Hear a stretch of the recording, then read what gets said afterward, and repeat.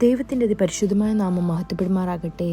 ദൈനംദിന അപ്പം എന്ന അനുദിന വചനചിന്തയിലേക്ക് ഏവർക്കും സ്വാഗതം. ഇന്ന് ഉയർത്തി എന്ന വിഷയത്തെ ആസ്പദമാക്കി ചില കാര്യങ്ങളെ നമുക്ക് ചിന്തിക്കാം. അതിനാധാരമായ ഒരു വാക്യം വായിക്കാം. അപ്പോസ്തല പ്രവർത്തികൾ 3-ാം അധ്യായം 7-8 വാക്യങ്ങൾ. അവനെ വലങ്കയ്ക്ക് പിടിച്ച് എഴുന്നേൽപ്പിച്ചു. ക്ഷണത്തിൽ അവൻ്റെ കാലും നരിയാണിയും മുറച്ച് അവൻ കുതിച്ചെഴുന്നേറ്റ് നടന്നും തുള്ളിയും ദൈവത്തെ പുകഴ്ത്തിക്കൊണ്ട് അവരോട് കൂടെ ദേവാലയത്തിൽ കടന്നു.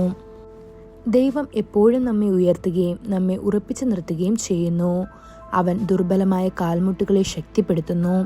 അവൻ നമുക്ക് മാനിൻ്റെ കാലുകൾ നൽകുന്നു എന്ന് ഹബക്കൂക്ക് 3-ാം അധ്യായം 19-ാം വാക്യത്തിൽ പറയപ്പെടുന്നു.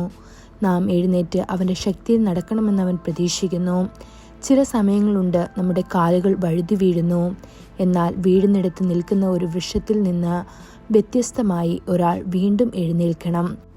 തിരുവെഴുത്ത് പറയുന്നു, നീതിമാൻ 7 പ്രാവശ്യം വീണേക്കാം, പക്ഷേ അവൻ വീണ്ടും എഴുന്നേൽക്കുന്നു എന്ന്. ഇത് സദൃശവാക്യം 24-ാം അധ്യായം 16-ാം വാക്യത്തിൽ കാണപ്പെടുന്നു. നിങ്ങൾ എഴുന്നേൽക്കാൻ ആഗ്രഹിക്കുന്നുവെങ്കിൽ ദൈവം നിങ്ങളെ ഉയർത്താൻ ആഗ്രഹിക്കുന്നു. 70 തവണ ക്ഷമിക്കാൻ നമ്മെ പഠിപ്പിക്കുന്ന കർത്താവ് വീണ്ടും വീണ്ടും നമ്മോട് ക്ഷമിക്കാനും തയ്യാറാണ്. അതുകൊണ്ട് പാപത്തിൽ തുടരരുത്, എഴുന്നേൽക്കൂ. 1666 ലണ്ടനിലുണ്ടായ ഒരു വലിയ തീപിടുത്തത്തിൽ ഒരു മനോഹരമായ പള്ളി നശിച്ചു.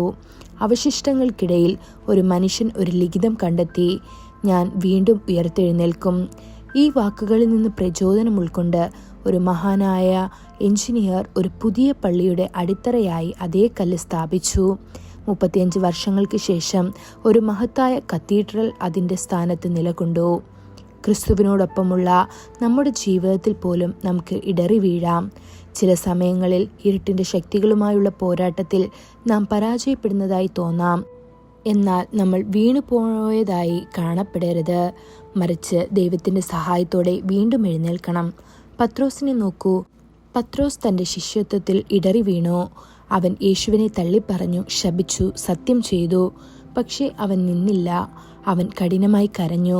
അവൻ യേശുവിൻ്റെ സ്നേഹത്തിലേക്ക് തിരികെ ഓടി. യേശു അവനെ മുഖ്യ അപ്പോസ്തലനാകാൻ ഉയർത്തി.